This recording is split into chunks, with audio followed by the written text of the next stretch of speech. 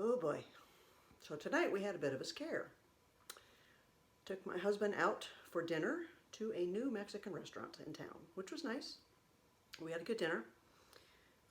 Weather here has been really, really cold, so the bit of snow that we had earlier in the week, whatever was left over, just basically turned into ice. So it's very slippery. Anyways, we got there safely, got him. I managed to figure out a way to get the van to a place where he could get in and out of the van safely. We've had a little bit of trouble with the ramp. So in a previous video I showed how the ramp deploys out the passenger side, so it's kind of folded up like this, and when you click the button it extends like this.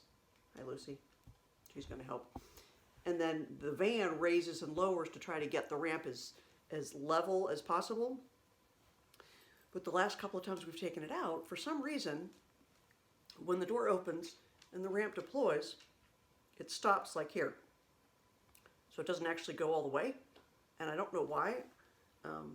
So the past couple of times, I've had to actually unbuckle and clamber out of the driver's seat and go over and sort of step on the ramp to get it to flatten out so that he could come on or go off the ramp. So today, it actually worked okay. By the time we got home from having dinner, it was dark. So I pulled the van into the lower part of the driveway, where I normally do, and went through all of the egress steps of getting him unbuckled, getting the door open, and the ramp deployed, and then turning the van off, and then hitting the button to release the mechanism that keeps his chair attached to the passenger side floor. And he backed up like normal to start to go down the ramp. But it was dark, and he didn't realize before he started going down the ramp that he hadn't fully straightened onto the ramp. So the front wheels are casters that allows him to do kind of a zero-turn radius, and the rear wheels are also casters. So he backs out of the passenger side, and then normally he has to do a couple of very tight, like three-point turns-ish to get onto the ramp. Well, he backed up, and he made one pass, and he thought he was straight to go down the ramp, but he wasn't.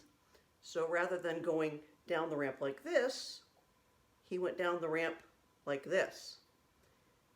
So one of the wheels, one of the caster sets of wheels, was like grinding on the edge of the ramp. So the ramp has a little edge about this high, so it's flat, and then has a little edge to keep you from going off the edge. But it almost didn't keep him from going off the edge. And I was like, wait, don't keep going, stop. Because I saw his chair. Now his chair weighs about 400 pounds. And then he's a big guy too. So I don't know what the total weight is, but I saw the chair starting to do this, going down the ramp and starting to tilt. And I'm thinking, oh my goodness. I've got to figure out how to get him to stop, because if he doesn't, he's going to just topple over and dump out onto the concrete, chair and all, and I don't know how I'm going to get him up off the ground. Well, praise God, he managed to correct enough so that when he kind of ran down the edge of sideways, he managed to get onto the ground, and the chair righted itself. Oh my goodness. I just sat there for a second, just kind of gasping for breath and thanking God that what looked like was going to happen tragically ended up not happening, thankfully.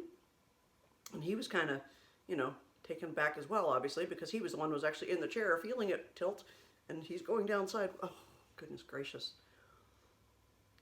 So, finally got him safely in the house, and my blood pressure went back to kind of normal. But that got me looking up something on the internet, and I found this guy who had, when he was 23 years old, he jumped off something into water that was too shallow and broke his back. He was, in his own words, he made some bad choices that night and wasn't really totally aware of what he was doing. Anyways, he broke his back. So since he was 23, he couldn't walk anymore. Then he was confined to a wheelchair. But prior to that, he had been a huge skateboarder. So once he kind of got through the initial massive depression over being stuck in a wheelchair and realizing he was never going to skateboard again, I don't remember how he started this, but he had one of those kind of like sport wheelchairs, so it has a real short back, and then, you know, he runs the wheels himself, and it has quite a bit of bounce to it. Anyways, he figured out a way to like do these skateboarding tricks in his wheelchair. I looked that guy up and I watched a bunch of his videos and I just thought it was fascinating. So I will share a short clip of him doing that at the end.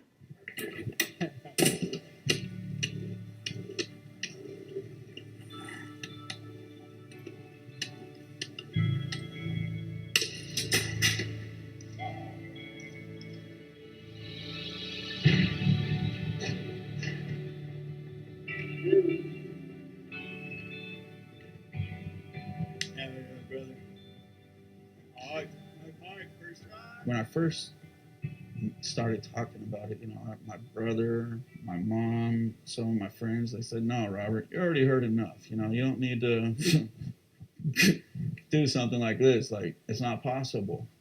And in my mind, I was just thinking, okay, I'm about to show you, you know, and I've been doing that ever since, and I'm not done. It's crazy for me to think that this is what I was actually meant to do, because I wasn't born in a wheelchair, and this is how I found what makes my heart beat. I live it, I eat it, everything. I get depressed when I'm not out there with my friends.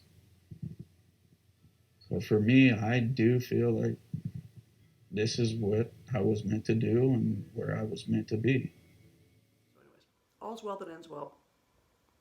And we got through it, and he's safe and sound and home and safe and sound. And I got to learn about an incredible young man who took his adversity of being confined to a wheelchair, and now, in his own words, he feels like he's finally doing what he was meant to do.